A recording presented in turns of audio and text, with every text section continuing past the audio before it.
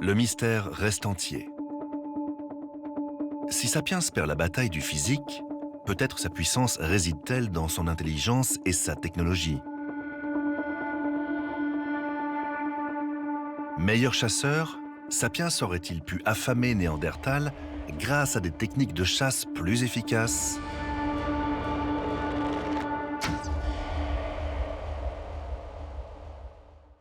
En 1996, à Schöningen en Allemagne, 8 lances sont retrouvées dans un état de conservation exceptionnel. Elles remontent à 300 000 ans. Ce sont les plus anciennes armes de l'histoire de l'humanité. Ces lances en bois sont stupéfiantes. Auparavant, on ne pensait même pas que c'était possible que ce soit l'œuvre de la lignée néandertalienne. Et pourtant, ce sont eux qui les ont créées. Ces armes témoignent d'une habileté exceptionnelle. Elles mesurent jusqu'à 2,30 m de long et restent extrêmement fines avec un diamètre de moins de 3 cm. Pour être encore plus efficace, leur pointe a été façonnée dans le tronc d'un épicéa, là où le bois est le plus dur. C'était des outils qui sont extrêmement élaborés, faits pour un but bien précis, qui ont été pensés avec des chaînes opératoires extrêmement complexes. Donc, qui nous montrent que ce n'étaient pas des singes améliorés, mais qui nous montrent vraiment qu'il y avait des capacités cognitives extrêmement importantes. Mais comment Néandertal utilisait-il cette arme? Et qu'est-ce que cela peut nous apprendre sur ses talents de chasseur? En Allemagne, Sabine Gaudzinski a reconstitué la scène du crime. Son point de départ, les ossements d'un daim vieux de 120 000 ans. On y trouve des perforations jusque-là jamais vues par les archéologues.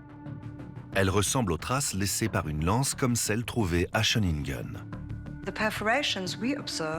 Les perforations qu'on a observées sont caractérisées par des déchirures spécifiques dans l'os. Elles sont très différentes de celles qui sont d'ordinaire laissées par des morsures de carnivores. Pour tester sa théorie, une lance expérimentale semblable à celle de Schöningen est connectée à un ordinateur. Chaque perforation est analysée au micro-CT scan et ensuite comparée avec la blessure du daim. Sabine Gaudzinski et son équipe ont ainsi pu reconstituer avec précision l'angle avec lequel Néandertal a manié sa lance pour transpercer l'animal. À partir des micro-CT scans, on en a déduit que l'arme qui a tué l'animal n'a pas été lancée. Cette arme a été utilisée lors d'une confrontation directe. Mais une telle technique est exigeante. Un chasseur seul n'aurait pas pu autant approcher un animal aussi rapide. Il faut une stratégie et aussi l'action coordonnée d'un groupe. Encore plus pour du gros gibier. Ils chassent des gros animaux. Ils chassent des bisons, ils chassent des aurochs, ils chassent des mammouths de temps en temps. Tout ça avec des épieux. Ça nécessite l'approche. Ça veut dire probablement qu'ils devaient ruser, c'est-à-dire qu'ils vont faire des stratégies. Néandertal n'est pas seulement puissant. C'est aussi un stratège et ses talents lui permettent même d'affronter le plus monstrueux des adversaires, l'éléphant antique, une espèce aujourd'hui disparue qui était alors le plus gros mammifère d'Europe.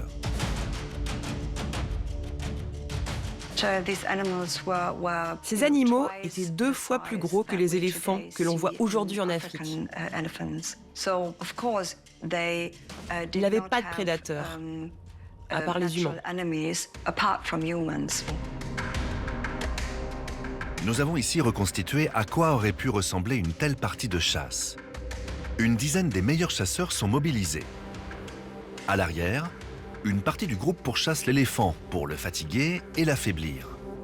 Certains crient pour effrayer l'animal, tandis que d'autres filent sur le côté et brandissent leur épieu pour piéger la proie le long du marécage, jusqu'à la chute. Quand ils tombent sur le côté, ils ne peuvent pas se relever. Et à ce moment-là, ils dégagent tout leur abdomen, et là, on peut facilement les terminer. Ils ont utilisé l'environnement comme piège naturel pour faciliter les captures des animaux. Et ça, c'est très, très intelligent. Sabine Gaudzinski a étudié de près la carcasse d'un éléphant antique vieux de 120 000 ans. Ces traces ont été laissées par un racloir, un outil en pierre utilisé pour dépecer l'animal. Les Néandertaliens semblent avoir prélevé le moindre petit lambeau de viande. Les chercheurs estiment ici la quantité de nourriture à plus de 2500 rations quotidiennes. C'est beaucoup trop quand on pense qu'un clan ne comptait probablement pas plus de 30 individus et qu'il ne pouvait pas conserver la viande longtemps. Alors pourquoi prendre le risque de s'attaquer à un tel monstre ? Si on regarde les choses d'un point de vue bénéfice-risque, ça n'a aucun sens. Sauf si on suppose que ce qui a joué ici, ce sont surtout des raisons sociales. On pense qu'un très grand nombre de Néandertaliens se sont réunis pour chasser cet éléphant, dans le but de se retrouver, de créer des liens sociaux entre eux. On peut ainsi imaginer plusieurs clans se retrouvant ponctuellement pour souder les liens, révélant une société néandertalienne beaucoup plus structurée que prévu. Il y a une vie sociale.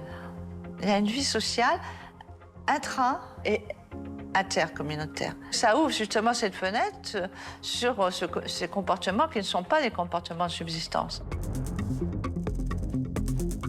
Chez les humains d'aujourd'hui, les liens sociaux sont au cœur de nos vies.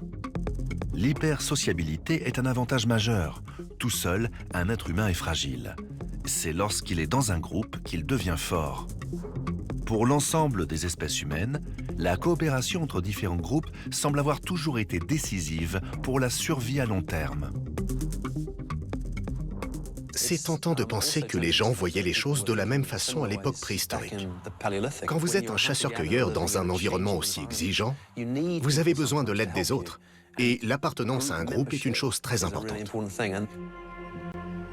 Peut-on trouver les indices de cette capacité à sociabiliser dans notre squelette néandertalien ? Regardons en particulier à l'intérieur de la gorge.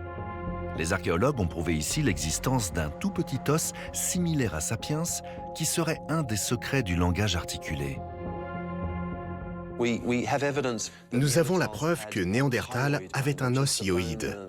C'est un petit os au niveau du larynx que nous utilisons pour formuler des sons, des voyelles notamment. Nous savons qu'ils étaient capables de réaliser ce genre de sons articulés. Les deux espèces sont décidément bien proches. Néandertal est même plus puissant et mieux adapté au froid des périodes glaciaires. Alors pourquoi ce n'est pas lui le seul survivant aujourd'hui ? La disparition de Néandertal est plus mystérieuse que jamais. Mais a-t-il vraiment disparu ?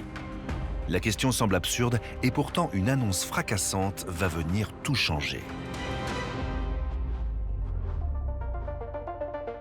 En 2010, l'équipe menée par Svante Pääbo à l'Institut Max Planck réussit enfin à décoder l'ADN de Néandertal et le compare à celui des humains d'aujourd'hui. L'annonce fait sensation. La plus grande partie de l'humanité porte en elle 1 à 4% d'ADN néandertalien. Je pense que ça a vraiment changé le regard du public, d'apprendre que Néandertal n'était pas juste un cousin très éloigné, mais qu'au contraire, il reste un peu de lui en nous aujourd'hui. Ce que je trouve très beau, c'est que nous ayons tous hérité de l'ADN de Néandertal. Ça veut dire qu'ils n'ont pas totalement disparu, vous voyez. Ils sont toujours en nous.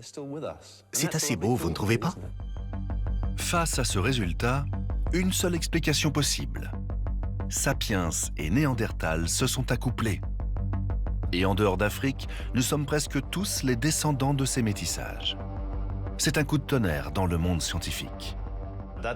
À ce moment-là, en 2010, beaucoup de chercheurs pensaient encore que Néandertal était une branche morte de l'humanité qui n'avait pas eu d'interaction avec nous. Ça a été un changement complet de pensée. Probablement le bouleversement le plus profond qui se soit passé au XXIe siècle concernant l'évolution humaine, de comprendre qu'il s'était métissé avec nous, et pas juste une fois, mais à de nombreuses reprises et dans plusieurs endroits du monde. On pourrait penser que le métissage s'est passé au moment où Sapiens a colonisé l'Europe. En réalité, il est beaucoup plus ancien, car des Néandertaliens vivaient aussi au Proche-Orient.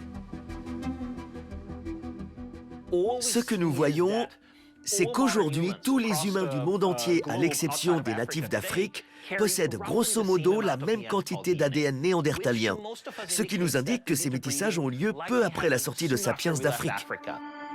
Des groupes sapiens ont migré hors d'Afrique à de nombreuses reprises, plus de 100 000 ans avant de coloniser l'Europe. Sur leur chemin, ils se sont métissés avec des néandertaliens. Les sapiens, descendants de ces hybrides, ont ensuite peuplé tous les continents, conduisant à notre population actuelle.